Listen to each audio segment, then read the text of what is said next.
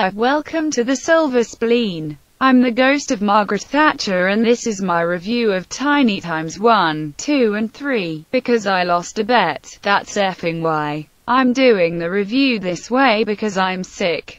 I mean physically. I have a spring cold, my throat is sore, my voice is gone, and I'm off my tits on cough syrup. Or maybe these three movies of such unmitigated garbage that writing about 'em is more care and attention than I should have already given 'em, and so I refuse to make any excess effort with the video. I realize doing this insults, degrades, and neglects my audience, or, as I like to call it, review reflecting film. So take it from me, don't gamble. It's not like throwing money into the sea. It's like throwing away 6 excruciating hours of your life on a trilogy of movies so bad, so insulting, and so moronic that I literally felt like I was getting teabagged by a stroke. But enough of that nonsense. Let's get this over with. I watched this three-pronged mess in a little over 36 hours while battling a head cold. But that's not why I can't really keep the three movies separate. It has more to do with the absolute worthlessness of the narrative. Its conception and execution are both execrable. A quartet of besties go to school in Shanghai. They live in a palatial dorm apartment with a balcony overlooking the central campus. Because some animals are more equal than others, they're best friends forever, which is why they argue every 10 goddamned minutes and then tearfully make up again,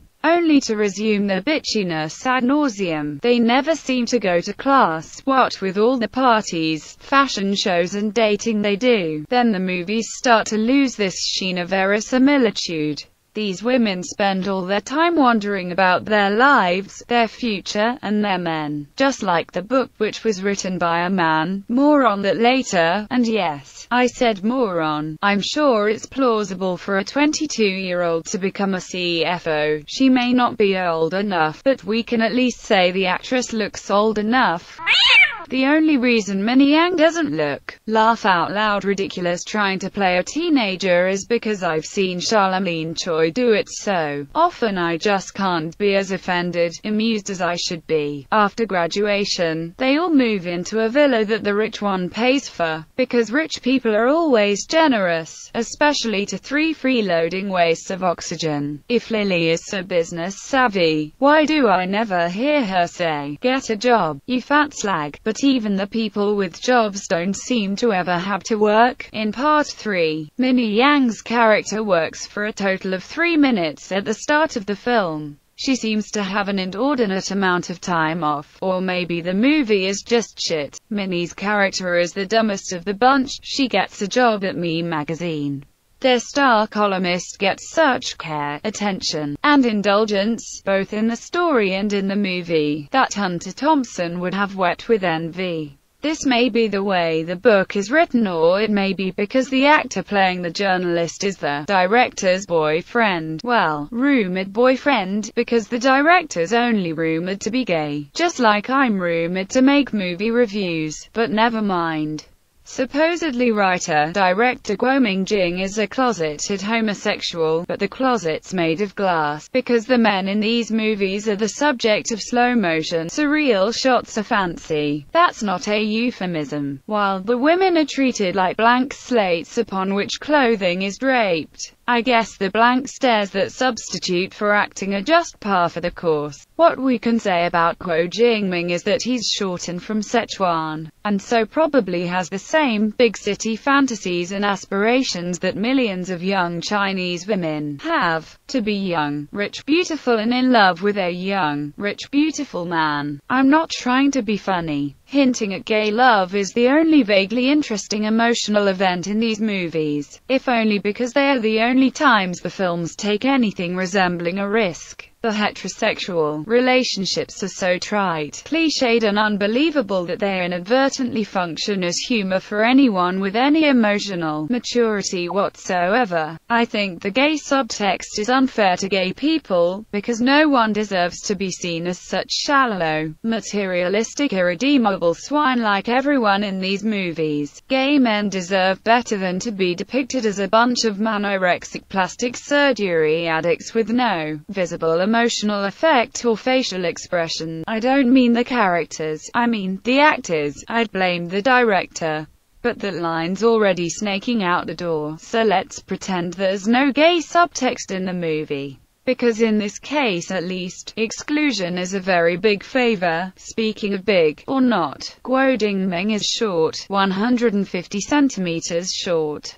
A joke in China is, here's a photo of Guo Jingming meeting Yao Ming. Even if you don't think that funny, it's funnier than anything in these movies. They stink. There are lots of split-screen shots of the four women beset by life, anguish and having to wear last year's shoes, you know, end-of-the-world stuff. There's a ton of ridiculously overstated framing and lighting. Oh, for fuck's sake, use the loo. There's more slow-motion running than every episode of the $6 Million Man combined. This flowing fashion statement turns out to be held on with Velcro. What a cunning stunt. Fat girls are funny. If they weren't fat, they wouldn't be funny, and they might have a man. But they don't, so they'll just have more cake. Ha ha, funny fatty. At the end of the second movie, the arty one is an ignored phone call while the other three laugh and play. In the third movie, she's back. No reasons why, except besties. But it's nice to know that Janine Garofalo is so popular in mainland China. So is Tom Cruise's stunt double. Yes, I know he's Welsh. So is a dog I once owned. Now fuck off. I don't think this is what Deng Xiaoping meant when he said getting rich is glorious. Unless by glorious you mean shallow, banal, and lacking even a scintilla of any redeeming characteristic whatsoever. Tiny Times is indefensible garbage. If this is what the young people of China think is good, or cool, or worthwhile, Mao was right. But wait, there's 4. Tiny Times 4 was already in the can. That's not a euphemism. But the actor who plays Lily's boyfriend, fiancé, enemy, boyfriend, whatever the fuck, was busted on a drugs charge, so they're reshooting all of his scenes. There are several lessons from this. 1. Never say that drugs don't have tangible benefits. 2.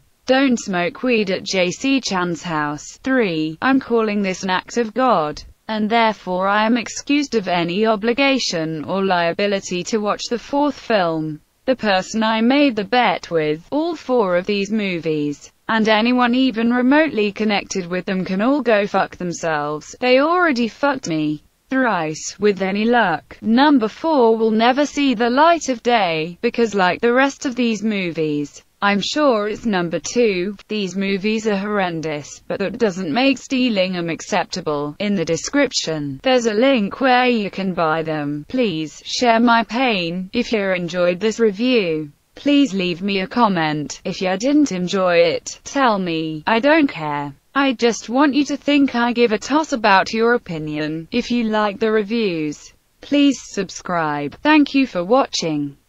For anyone who wants to revel exhaustively in my unhappiness, I was contractually obligated to make a commentary track for each of the 3 excremental acts of contrition. It was the only way I could prove that I sat through the entire running time of each of the 3 piles of failure. So if you want to hear me complain for 6 hours, listen to the commentaries while watching the DVDs. If you don't have the DVDs, buy them.